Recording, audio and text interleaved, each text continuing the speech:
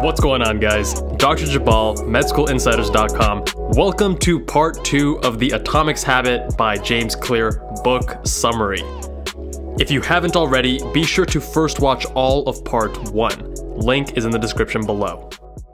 Now here's the part that you have been waiting for, the actual 4 steps to create good habits and end bad ones. Now these 4 laws we can use to create good habits. The first law applies to your cue, and it's to make it obvious. The second law applies to the craving, and that is to make it attractive. The third law, applying to the response, is to make it easy, and the fourth law, applying to the reward, is to make it satisfying. Now to break bad habits, we simply invert these 4 laws. So first we make it invisible, second we make it unattractive, third we make it difficult, and fourth we make it unsatisfying. Here's something that may surprise you. The cues that spark our habits are often so common that they become invisible to our consciousness. The phone next to you while you study, the remote control next to the couch, the cookies on the counter. Our responses to these cues are so hardwired that we must begin the process of behavior change with awareness. James provides an example of the Japanese railway system of pointing and calling as a safety system where workers literally point and call to their various cues, like a signal being green, thereby bringing it to their conscious awareness. It seems silly, but it greatly reduces errors. And in the operating room, we do the exact same thing with timeout. Prior to any incision, the surgeon leads the healthcare team in verifying the patient's medical record, name, date of birth, procedure, what side of the body the procedure is being done, and the medications being administered prior to incision. Another important aspect to making habits obvious is what Clear calls an implementation intention. Here's the formula. I will do a certain behavior at a certain time at a certain location. Specifically describing the exact action you will take at a specific cue will greatly increase your chances of success. For example, at 7 a.m., I will meditate for 5 minutes in my living room. I personally use habit coupling or habit pairing, which is synonymous to what Clear calls habit stacking. This is essentially associating one habit, which I consistently perform, with a new one that I'm trying to build. For example, I stretch every morning without fail, but my meditation isn't as consistent. By coupling the two, I'm much more likely to meditate every single day. Here's the habit stacking formula. After this current habit, I will do this new habit. The application of this is quite broad, but to be most effective, the cue should be highly specific and immediately actionable. For healthy eating, you can say, when I serve myself a meal, I will always put veggies on my plate first. The second law is to make it attractive. We know that dopamine is the neurotransmitter most implicated in pleasure and addiction. But it isn't just associated with the experience of pleasure. It's also released when you anticipate pleasure. This anticipation is what gets us to take action. So how do we use this to our advantage? Temptation bundling. You're more likely to find a behavior attractive if you get to do one of your favorite things at the same time. For example, I love the TV show Top Gear, and now the Grand Tour, and I tell myself that I can watch it as long as I want, but I must stretch while doing so. Here's the equation for temptation bundling. After a current habit, I will do this habit that I need. And after I do this habit that I need, I will do the habit that I want. Let's say you want to cut down on your Instagram use. After I pull out my phone, I will do 10 burpees. That's the need.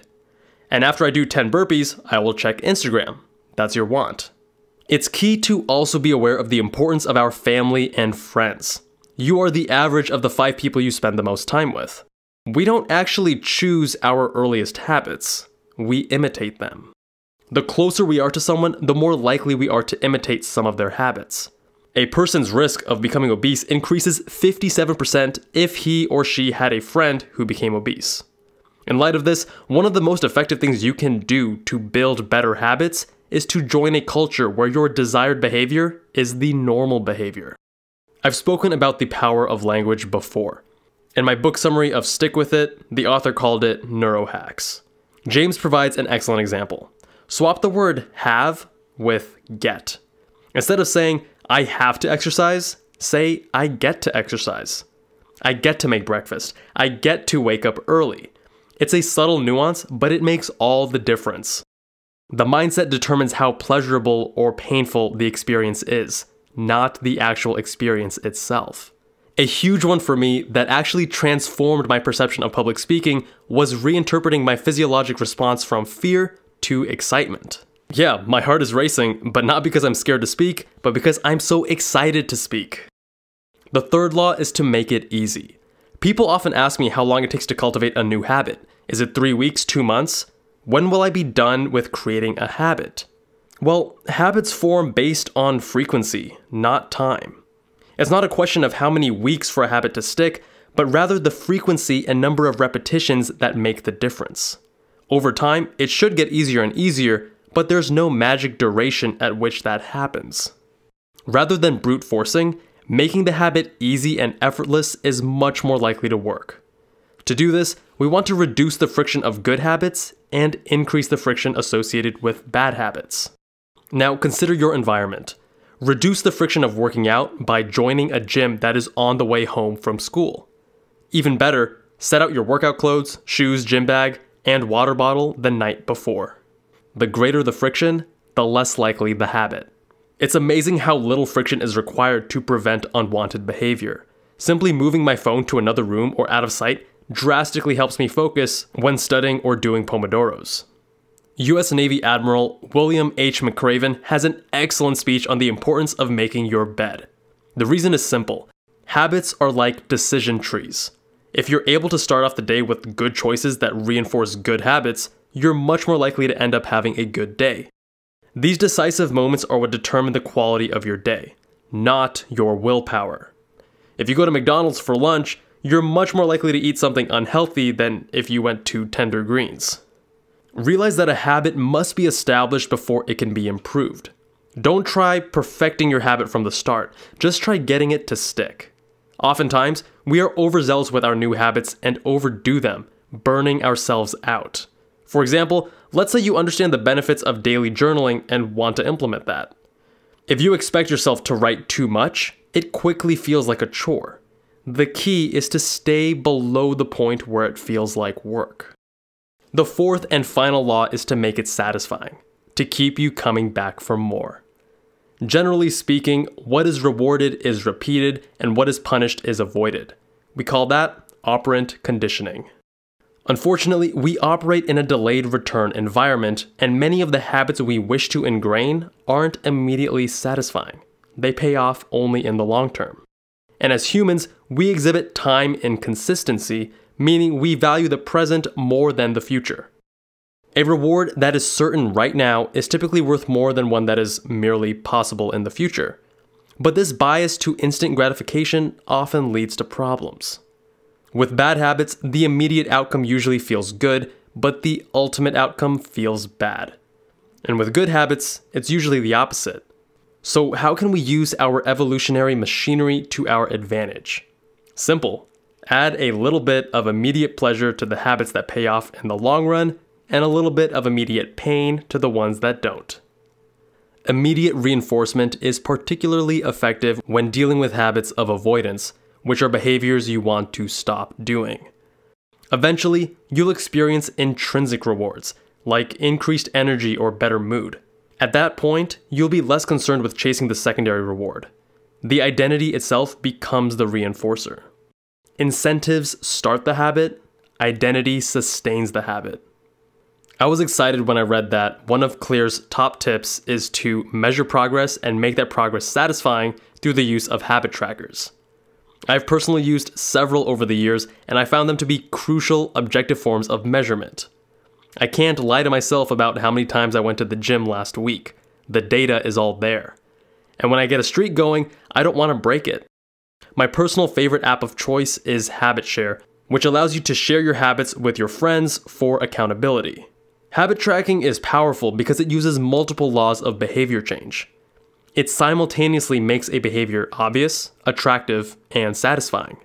One of my favorite things about habit tracking is that it keeps you focused on the process and not on the result. You're not trying to bench 3 plates. You're focusing on being the type of person that lifts 5 times per week. That being said, there are some issues with habit tracking. It feels like an extra step, like more work. To get around that, here are a few tips. First, automate the measurements whenever possible.